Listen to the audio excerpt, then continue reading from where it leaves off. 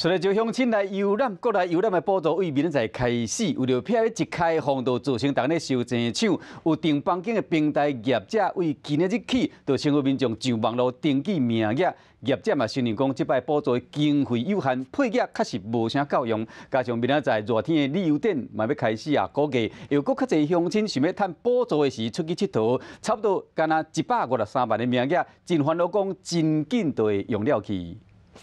疫情互边境拢唔敢放流，出国变个真困难。嘛有真侪人意外发现台湾这块美丽土地，今年迄热到达国民旅游补助杀出来，真侪人的心内已经真痒，准备要来抢。我们家的订房量已经突破了，就是单周有破9位数的营收表现，所以其实也观察得到民众其实在国旅的回温上面来讲是有蛮强烈的一个反弹。东部的宜花东或者是南部的垦丁、台南都是目前民众 非常热门的一个旅游目的地。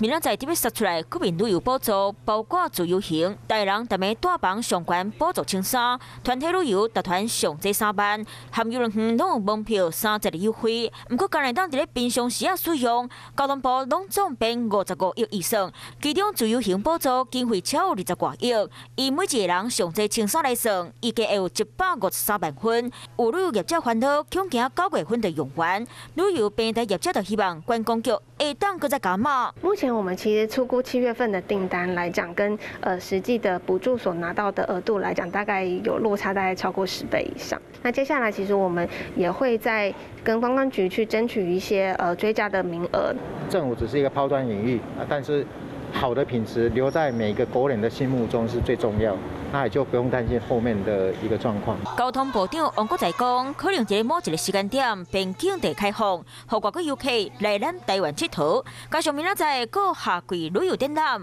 欢迎有兴趣民众拢会当来参观。